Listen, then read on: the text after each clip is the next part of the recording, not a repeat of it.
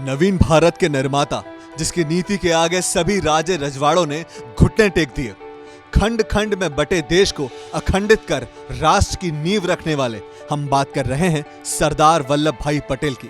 31 अक्टूबर 1875 को उनका जन्म हुआ था। आइए जानते हैं सरदार पटेल के लौह पुरुष बनने की कहानी। आजादी के बाद सबसे बड़ी समस्या थी भारतीय रियासतों का विलय, क्योंकि कई राजघराने अपना अलग अलग वर्चस्व बनाना चाहते थे। देश के पहले गृह मंत्री बनने के बाद ही भारतीय रियासतों के विलय की जिम्मेदारी सरदार वल्लभ भाई पटेल को सौंपी गई, क्योंकि आजादी के वक्त तकरीबन 565 रियासतें थी।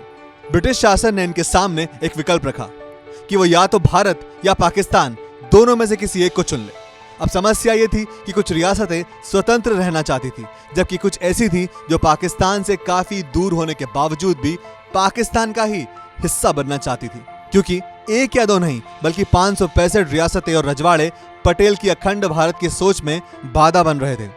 जैसे कि जब जूनागढ़ के नवाब के विरुद्ध जब वहां की प्रजा ने विरोध कर दिया तो वह भागकर पाकिस्तान चला गया, और इस प्रकार जूनागढ़ भी भारत में मिल गया।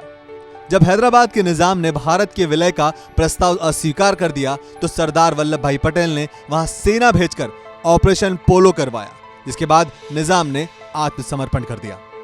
इन सभी मुश्किलों को सरदार पटेल ने सुलझा लिया। ज्यादातर रियासतें भारत का हिस्सा बनने को तैयार हो गई, और जो नहीं हुई उन्हें सैन्य कार्रवाई के जरिए देश में शामिल कर लिया गया। सिर्फ जम्मू कश्मीर को लेकर ही कुछ सियासी गड़बड़ हुई, जिसका दंश देश ने लंबे समय तक भुगता।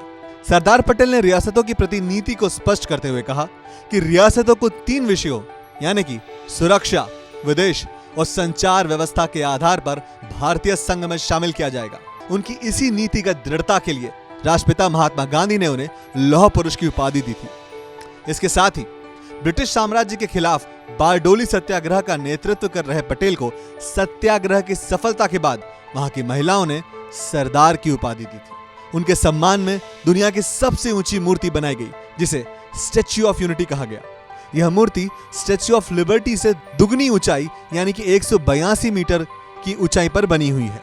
हर साल 31 अक्टूबर को राष्ट्रीय एकता दिवस मनाया जाता है।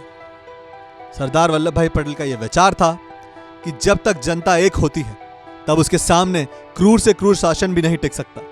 अतः जात पात से ऊंच नीच के भेदभाव को बुलाकर हम सभी को एक होना चाहिए। भारत के ऐसे महान वीर पुरुष को हमारा नमन है। परवाह देश की, सोमवार से शुक्रवार रात 10 बजे TV9 भारतवर्ष पर।